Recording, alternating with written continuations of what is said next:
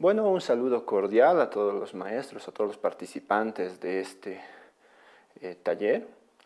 Espero que todo lo que se les está exponiendo sea de mucha utilidad para cada uno de ustedes y sirva como una inmersión, ¿no?, en este mundo que va a ser las teleclases, en este mundo que es la televisión. Me presento, mi nombre es Álvaro Quispe, soy licenciado en Comunicación Social, tengo 7 años de experiencia en televisión y me he especializado mucho en televisión educativa. Entonces, bueno, sin dilatar más esto, empecemos con esta pequeña charla que he preparado para ustedes con algunos pequeños tips para mejorar esta incursión del maestro desde lo que es el aula, la pizarra, a lo que es el mundo de la televisión. Bueno, va a ser un salto. Obviamente el maestro está muy acostumbrado, el maestro o la maestra está muy acostumbrado a estar en el aula, interactuar con los estudiantes, hacer una interacción más presencial, ¿no es cierto?, hablar cara a cara, pero ahora desde las teleclases vamos a hacer un pequeño viraje en este sentido. El maestro va a tener que pasar de estar en un ambiente con los estudiantes y hablarles de frente a hablar frente a una cámara, a estar frente a reflectores, a estar frente a las luces, a estar con un fondo verde quizá y con personas que le van a estar viendo. Entonces, esa transición es la que queremos orientar de la forma que se les haga mucho más fácil. Entonces, pasamos de la pizarra a la televisión, que es el título que hemos estado que he asignado para esta presentación. Viendo algunos criterios, es importante que analicemos algo importante, que es la televisión tiene una característica que es lo que ustedes pueden ver en pantalla. El tiempo es oro, ¿ya? Si ustedes alguna vez tienen la oportunidad de consultar, por ejemplo, pasar un spot en televisión, se cobra por segundo y en dólares. Entonces la televisión valora mucho el tiempo que asigna. Han debido de ver incluso en muchas entrevistas, siempre les dicen eso, ¿no? El tiempo en televisión es muy corto y demás, entonces resumen las entrevistas al máximo. ¿Cómo afecta esto a nuestras teleclases? Sabemos que el maestro está acostumbrado a dar clases de 45 minutos, ¿no es cierto?, un periodo, 2 periodos, 1 hora y media y demás, para desarrollar con mucha profundidad cada uno de sus temas, pero lastimosamente en televisión no tenemos esto. En televisión vamos a tener que comprimir. Como pueden ver ustedes la imagen, ahí tenemos un resorte. Si el maestro tenía 45 minutos, 1 hora y media para desarrollar su tema, en las teleclases vamos a tener que comprimir a 14 minutos, a 9 minutos.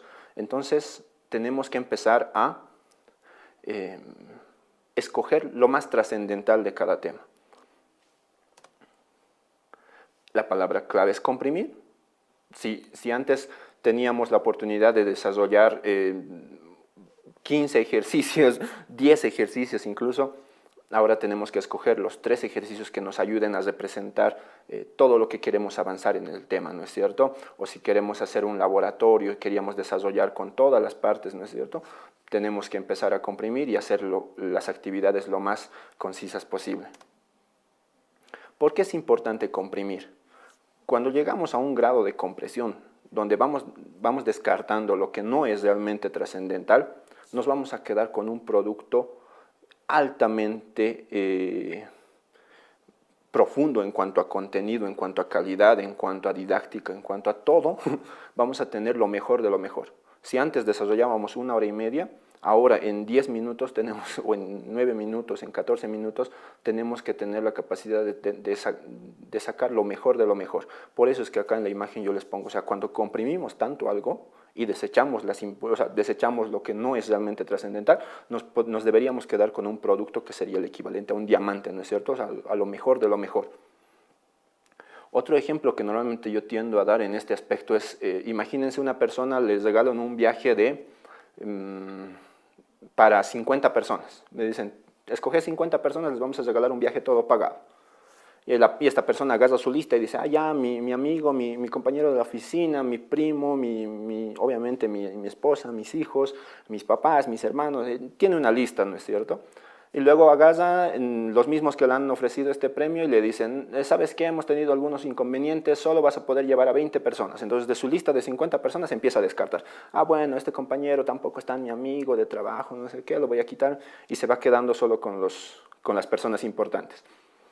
Lo mismo pasa si es que vienen otra vez y le dicen, no, ¿sabes qué? Solo necesitamos 5 personas, no nos da el presupuesto para más, te vamos a regalar un viaje todo pagado para ti y 5 personas. Entonces, obviamente, allá descartamos un montón de nuestra lista original y nos quedamos con las personas realmente más importantes, ¿no es cierto? Entonces, ese más o menos va a ser el procedimiento que vamos a hacer en nuestras clases. Yo sé que tenemos una guía temática, o sea, cada tema tiene un montón de subtítulos, y el maestro tiene que tener esa capacidad de, uy, esto tal vez no lo voy a poder decir, esto tampoco lo voy a poder decir, esto tampoco, pero estas cosas que realmente son lo más importante de este tema, lo tengo que mencionar. Esa es la capacidad que necesitamos de que el maestro comprima sus contenidos. Para esto, ¿qué va a ser importante? Estructurar la clase. Tenemos que estructurar la clase. Obviamente, el maestro es especialista en estructurar su clase metodológicamente, conceptualmente, ¿no es cierto? El maestro decidirá, vamos a empezar con una introducción, vamos a empezar quizá con algunos conceptos teóricos y demás. El maestro es el experto, nosotros no nos vamos a meter en esa área. Pero, donde sí podemos ver un poquito nosotros darles un apoyo para el momento de estructurar, es ofreciéndoles recursos didácticos para que su clase, estos minutos que van a tener en televisión, sean mucho más didácticos, mucho más llamativos y que tengan un lenguaje televisivo incluso, ¿no es cierto? Para esto, les voy a ir detallando algunos de los recursos que han ido usando incluso los maestros durante toda la gestión anterior y también obviamente parte de esta gestión, y para que ustedes les sirva como algunas herramientas y vean, ¿no es cierto?, que realmente quizá les puede servir para desarrollar cada uno de sus temas. Lo más común que tenemos es la exposición directa, es decir, el maestro está frente al set, frente a cámaras, y empieza a exponer su tema, ¿no es cierto? El maestro, obviamente, con dominio total de sus contenidos, empieza a explicar, mirando a cámaras todo el tiempo, imaginándose de que el lente de la cámara es un estudiante, entonces tiene que mirar todo el tiempo a la cámara y explicarle, porque a través de eso es que llegamos a todos los estudiantes del país y es lo mejor, ¿no es cierto? Si yo empiezo a hablar así, mirando a un lado, mirando al otro, o mirando a mi computadora bien concentrado y no hay una conexión visual, ahí nos perdemos, ¿no es cierto? Entonces, el maestro siempre, cuando haga una exposición directa, tiene que tratar de mirar a cámara todo el tiempo y interactuar, ¿no es cierto? Decir, ¿cómo están, estudiantes? Espero que comprendan este tema es muy importante, les vamos a dejar contenidos de apoyo en la plataforma y demás, ¿no es cierto? O sea, tiene que haber una interacción y una conexión visual, obviamente es imaginaria porque no van a ver a un estudiante, pero van a ver a la cámara. Este es uno de los recursos más usados, ¿no es cierto? Pero tenemos más.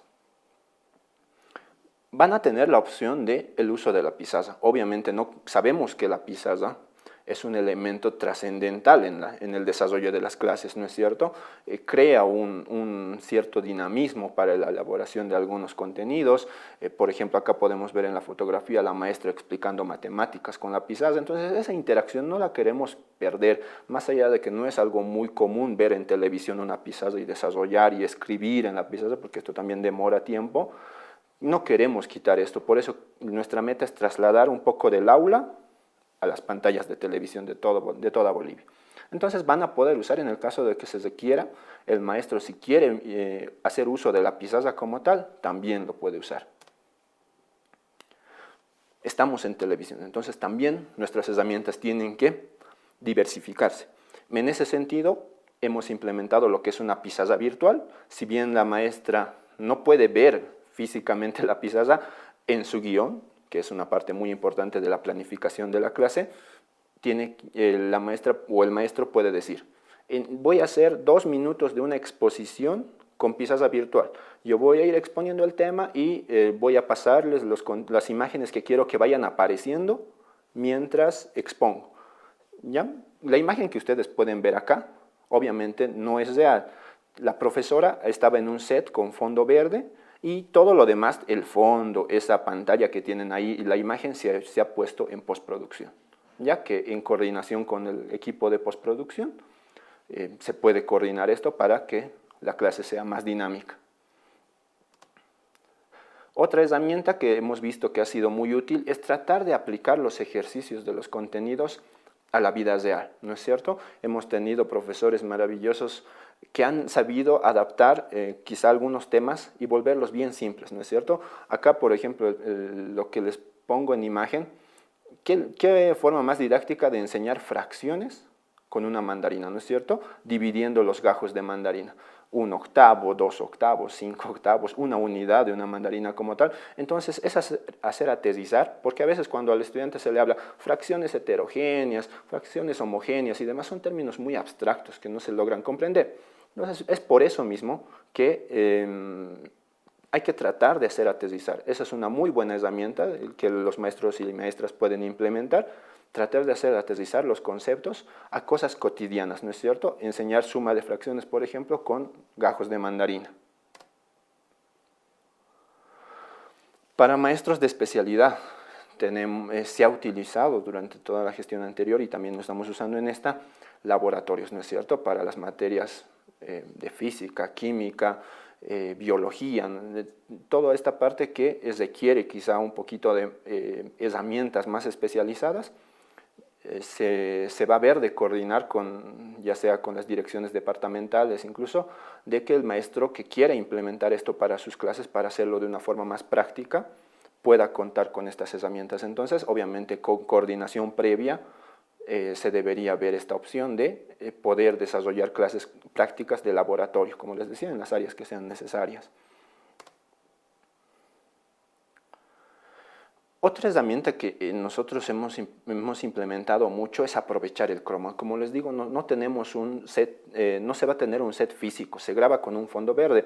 Las personas que ya han curioseado un poquito esto en el cine, se ha visto mucho, se graba con fondo verde y luego en postproducción se puede hacer maravillas. Acá les pongo algunos ejemplos. Pueden ver una profesora sentada en una biblioteca, básicamente. Hasta el sillón es puesto digitalmente, no es un sillón que exista en la realidad. Al otro lado pueden ver a la profesora en un dormitorio, como si estuviera dentro de una cama. No es nada del otro mundo, es algo que se puede hacer, obviamente previa coordinación. Siempre es importante que se haga una coordinación. Cada uno de los maestros que nos pide este tipo de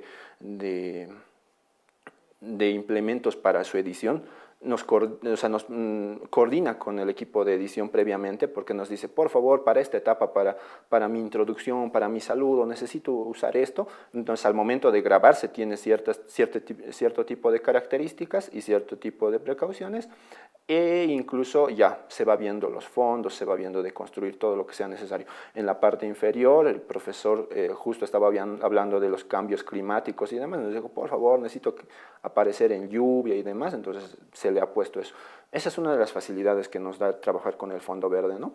Entonces, esto también se puede coordinar. Obviamente les pedimos que no sea de una forma exagerada, que no nos digan los 10 minutos, quiero que cambien fondo todo el tiempo y quiero aparecer acá y acá y acá y acá y acá, porque a la hora de hacer la postproducción también es un trabajo demasiado moroso. Entonces, con estos profesores que se ha coordinado, 10 segundos, 30 segundos de hacer este tipo de utilidad de tener el croma, y obviamente le da mucha más vida a cada una de las clases. Algo que también se ha implementado son los videos didácticos. Los videos didácticos, ¿cómo los usamos?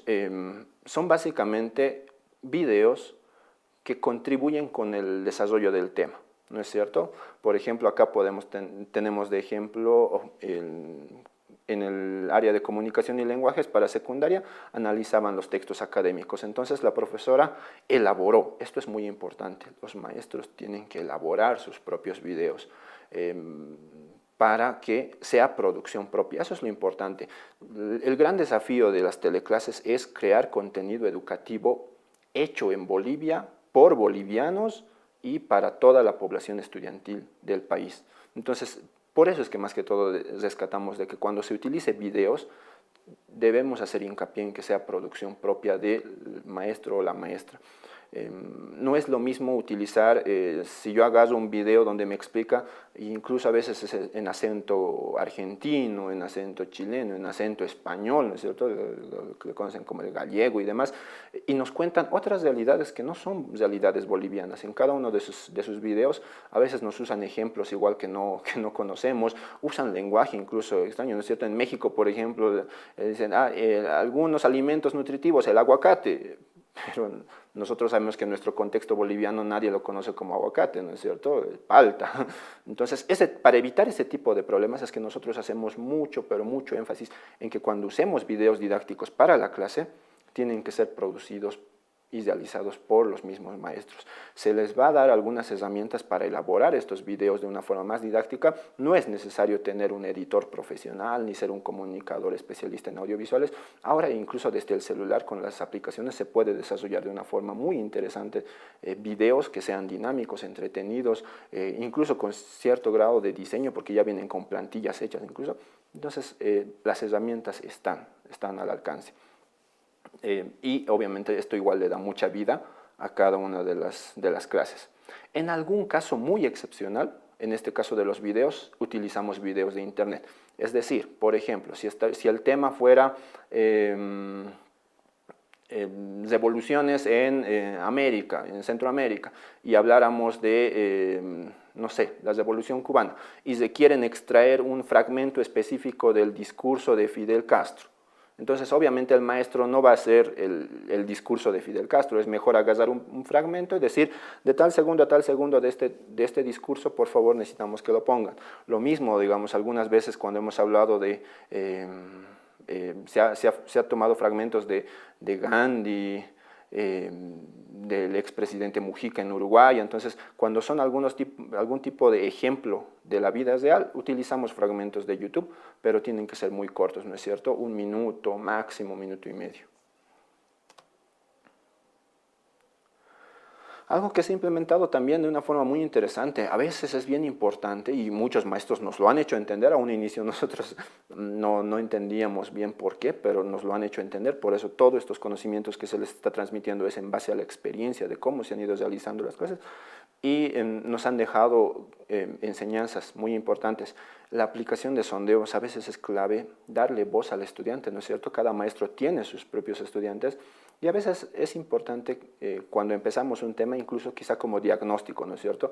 Vamos a hablar de las rebeliones indígenas en la época de la colonia y podemos hacer un sondeo, ¿no es cierto? Dime algunos de los personajes más importantes de las rebeliones indígenas en la época de la colonia y pueden preguntar de una forma muy corta y concreta a sus estudiantes, ¿no es cierto?, para ver cuál es el grado de conocimiento que se tiene sobre el tema, si hay o no hay, ¿no es cierto?, y luego sobre la base de ese pequeño diagnóstico que nos representa el sondeo, reforzar mucho más el conocimiento en plena clase, ¿no es cierto?, porque incluso allí se motiva al estudiante a que se prepare más, averigüe más y todo esto. Entonces, el sondeo es esto, es esa interacción de se le da un poco la voz al estudiante, se le hace una pregunta y él tiene que dar una respuesta concreta.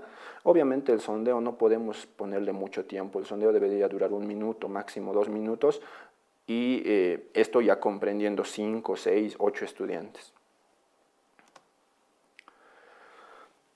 ¿Qué es algo más avanzado que el sondeo? Las entrevistas. Hemos tenido maestros que han innovado y nos han traído especialistas para hablar de ciertos temas. Por ejemplo, acá en la parte superior tenemos a maestro de comunicación y lenguajes, donde su tema era el cine, ¿no es cierto?, el cine, y cuando desarrolló el tema, decidió incorporar a una especialista en este tema. Es una actriz boliviana que tiene mucha experiencia en lo que es cine, entonces ese tipo de contribuciones enriquecen demasiado al tema como tal.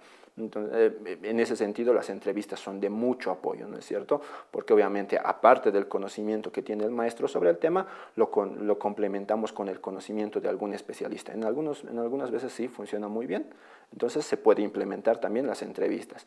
Acá en la parte inferior pueden ver, se estaba hablando de electricidad, transistores y demás, entonces el maestro se fue a hablar con un electricista, ¿no es cierto? Con un electricista, alguien que conoce de este medio, alguien técnico que conoce de forma práctica y es su cotidiano todo esto. Entonces su apoyo igual, su contribución a los conocimientos que ya tenía el maestro, ha sido de mucha ayuda y diversificamos incluso los contenidos en televisión, ¿no es cierto? Porque a veces si el maestro quiere aparecer todos los 15 minutos en pantalla se vuelve un poquito tedioso, entonces a veces es bueno igual diversificar. Bueno, otra herramienta muy importante es grabación en exteriores, ¿no es cierto? Siempre y cuando, yo personalmente lo que les recomendaría es analizar el tema y ver qué herramientas va a requerir. Acá en la fotografía lo que les muestro es una maestra de Ciencias Sociales que estaba hablando sobre los líderes indígenas en la época de la Revolución y se fue ella hasta Ayoayo para hablar de Tupac Katari, ¿no es cierto? Entonces, obviamente requiere un esfuerzo, requiere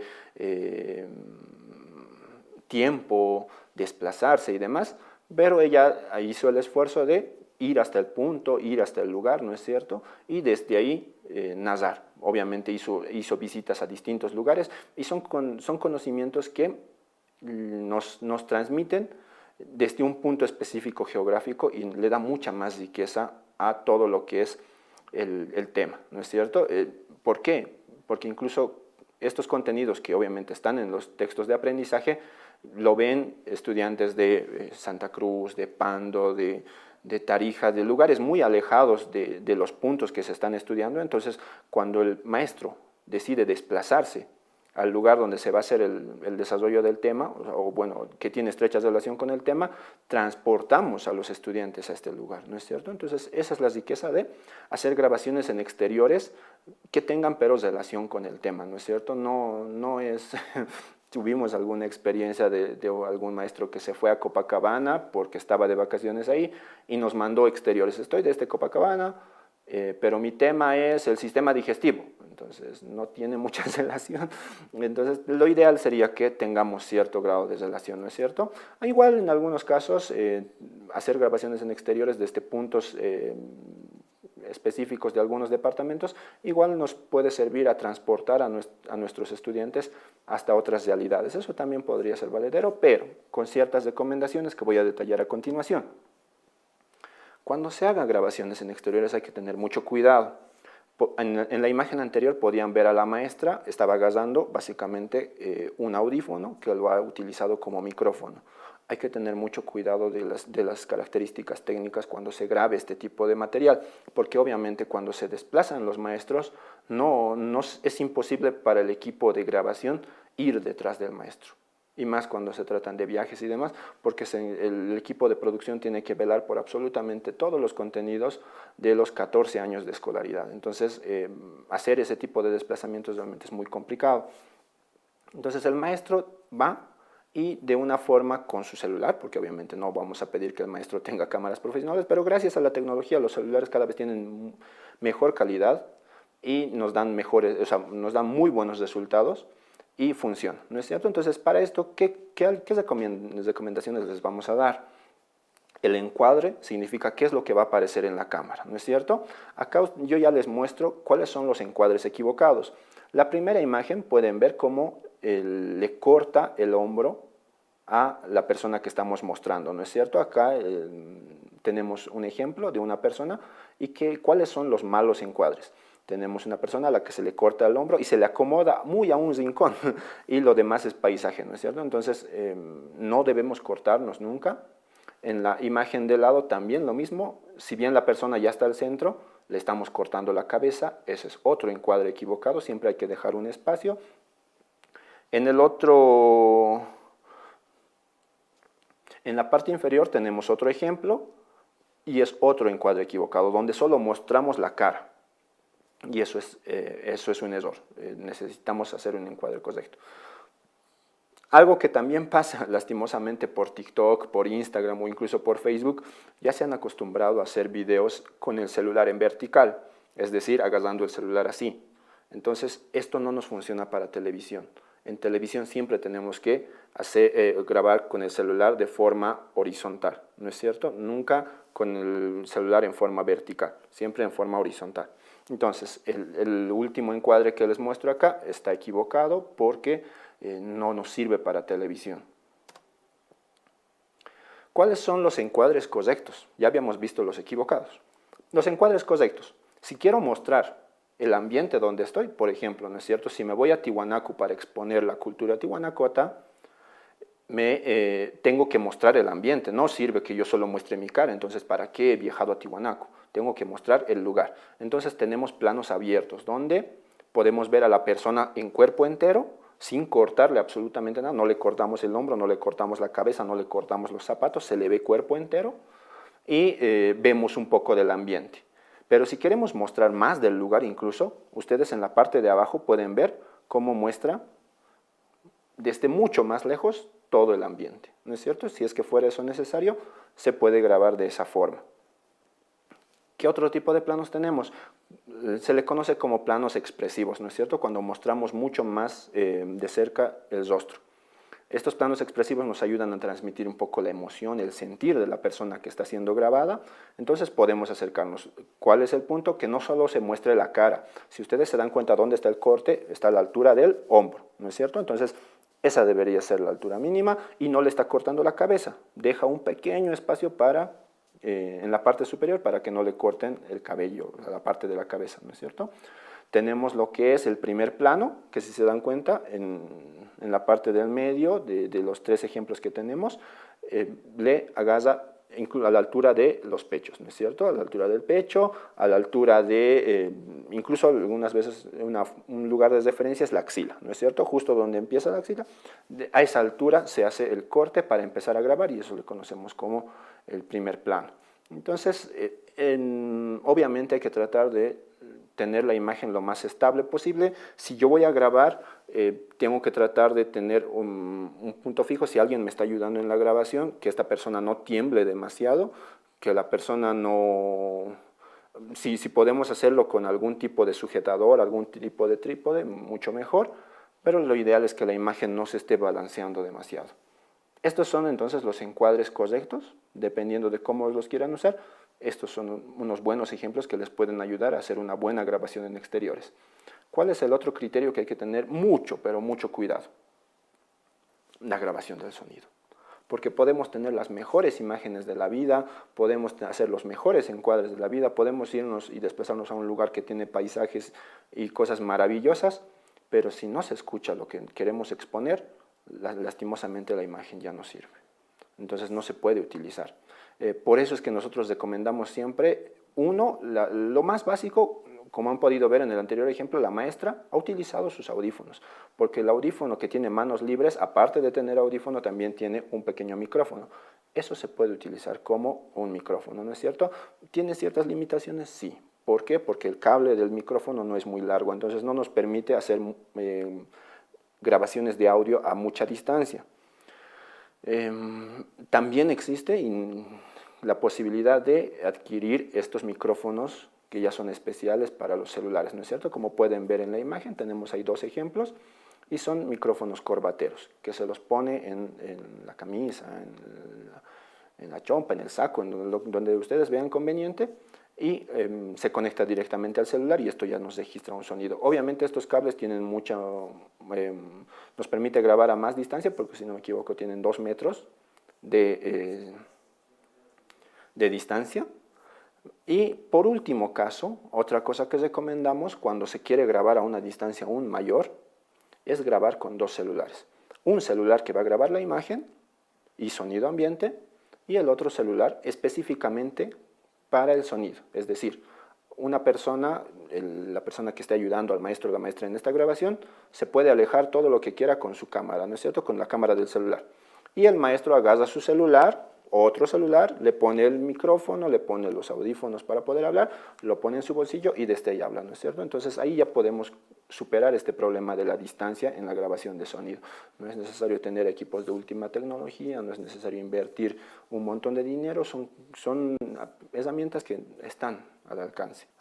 Vamos a complementar esta exposición haciendo énfasis en las presentaciones, ¿no es cierto? Los maestros siempre traen algún tipo de material de apoyo, a veces es el material físico, a veces es el material en digital, y ya vamos a hablar un poquito sobre las presentaciones en PowerPoint. Tengo entendido que se les va a hacer o ya se les hizo una capacitación sobre el manejo de esta herramienta, pero vamos a manejar algunos pequeños tips de cómo deben ser las presentaciones hablando exclusivamente en lenguaje televisivo. Vamos a empezar por algo clave que es la elección de la tipografía. Y ahí vamos a tener dos tipos de tipografías.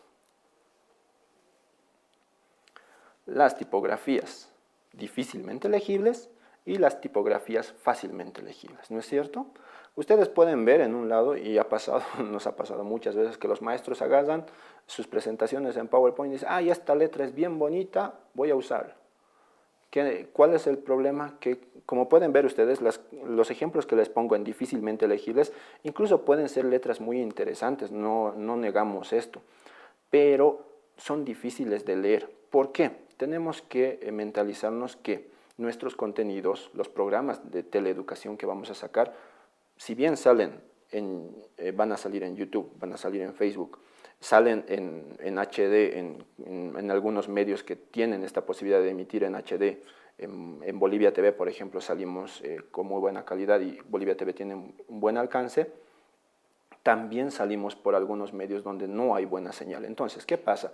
Si en algún determinado lugar de Bolivia no tienen buena señal y van a ver su televisión, quizá una televisión incluso pequeña, una televisión donde la señal parpadea y demás, cuando usamos este tipo de textos que son difícilmente legibles, lastimosamente el estudiante no va a alcanzar a leerlo. ¿Ya? Ese es nuestro principal obstáculo que nos ponemos incluso a la hora de querer que el estudiante nos entienda. Si el estudiante no puede alcanzar a leer los textos que se lo ponemos en pantalla, es más complicado que alcance a entender el tema. Entonces, por eso nuestras recomendaciones siempre escoger textos que tal vez parezcan hasta aburridos, parezcan comunes, nosotros entendemos esa parte, pero son los textos más prácticos a la hora de lograr que el estudiante pueda leer, y que sirva para todos, ¿no es cierto? El estudiante que ve desde el celular, el estudiante que ve desde una pantalla de 17 pulgadas o el estudiante que ve desde una pantalla de 65, 75 pulgadas. Estos contenidos tienen que ser fácilmente comprensibles en absolutamente todos los formatos, ¿no es cierto? Por eso es que nosotros les recomendamos siempre escoger tipografías fácilmente legibles. Algo muy importante, los contrastes. A la hora de elaborar sus materiales de apoyo, siempre tienen que trabajar estos elementos, manejar altos contrastes. Acá en la imagen que les muestro es lo más claro que se puede representar esto. ¿Dónde dice alto contraste? En la parte superior, cuando mi fondo es oscuro y mi texto es claro. Eso es alto contraste. Cuando yo veo esto en pantalla, al instante puedo reconocer el texto y leerlo. No me requiere mucho esfuerzo. En la parte de abajo veamos, alto contraste, fondo claro, texto oscuro. ¿No es cierto? No es necesario que sea siempre blanco y negro. Podemos hacer un celeste muy claro con un texto azul oscuro, ¿no es cierto? O sea, se puede jugar, no necesariamente con esto les digo, sí o sí utilicen blanco y negro, no. Acá, por ejemplo, pueden ver, es un color crema incluso nuestro fondo y nuestro texto es oscuro. Entonces, ese tipo de contrastes se deben siempre priorizar. ¿Ya? Luego, en la parte central tienen otros ejemplos. Cuando hay un contraste medio, si ustedes pueden ver, tenemos un fondo rojo con un texto naranja. No hay mucho contraste, es incluso un poquito, ya es un poquito complicado de leer. Y les repito, si nosotros que estamos viendo esto en buena calidad ya tenemos complicado leerlo, imagínense las personas que lo ven desde una pantalla muy pequeña con una señal que no es muy buena, entonces realmente nos complica demasiado la lectura y la comprensión de los temas. Lo mismo abajo, fondo verde con texto azul, igual se nos complica mucho, y ni qué decir en la parte derecha los ejemplos que tenemos de bajo contraste, donde tanto los fondos fondo y texto son igual de claros y abajo pueden ver el fondo y el texto son igual de oscuros. Casi no se alcanza a leer. Entonces tenemos que tratar de evitar que el estudiante sufra a la hora de tratar de leer nuestros apoyos. Otras recomendaciones. Fundamental, cuando elaboren sus materiales de apoyo, ya sea que lo hagan en PowerPoint, que lo hagan en Prezi, que lo hagan en la herramienta que ustedes mejor manejen, siempre más imágenes que texto. Acá les pongo un ejemplo equivocado. Miren esa cantidad de texto. Mientras más texto ponemos en una misma diapositiva, el texto tiene que tener menor tamaño y por ende es menos legible, ¿no es cierto? Las presentaciones que vayan a tener tienen que tener textos grandes. Ustedes pueden ver que en esta presentación que yo estoy usando para exponerles esto, estoy tratando de aplicar todo lo que les estoy diciendo. Fondos claros, textos oscuros, muy poco texto, mayoría son imágenes, solo pongo palabras clave del tema para que se entienda y lo demás es exposición, ¿no es cierto? Entonces acá pueden ver un ejemplo equivocado de algo que no debemos hacer, ¿no es cierto? No debemos hacer llenarnos de texto, siempre tenemos que buscar la forma de complementar con imágenes. Otro elemento muy importante, evitar las imágenes selladas. ¿Qué se conoce como imagen sellada? Son las imágenes, como pueden ver acá en pantallas, que tienen marca de agua. ¿Por qué? Les repetimos, nosotros tenemos que elaborar contenido nacional hecho en Bolivia. Lastimosamente, este tipo de imágenes tienen derechos de autor. Por eso es que esa marca de agua que ustedes pueden leer son de las páginas a las que pertenecen. Entonces, usar este tipo de imágenes, ya estamos violando los derechos de autor de este tipo de páginas. No es correcto. Entonces, lo mejor es buscarnos imágenes que no tengan esta protección de derechos de autor. En Internet hay un montón de imágenes que nos van a arrojar, que son libres, que no tienen derechos de autor, o por lo menos no tienen este tipo de marcas. Entonces, es bien importante tomarnos ese trabajo extra. Yo sé que es un trabajo extra de si voy a buscar libro, caricatura en Internet, me va a arrojar este tipo de imágenes con marca de agua, pero tengo que tomarme el trabajo de buscar una que no tenga marca de agua. ¿Ya? Porque lastimosamente, como nos emitimos por varios medios de comunicación, estos contenidos son rechazados porque obviamente tienen derechos de autor. ¿Ya? Evitar imágenes en baja resolución. El ejemplo que yo les doy acá es muy importante. Casi ni se logra distinguir a la persona que está en la fotografía y pasa lo que conocemos como que esa imagen está pixeleada, está borrosa.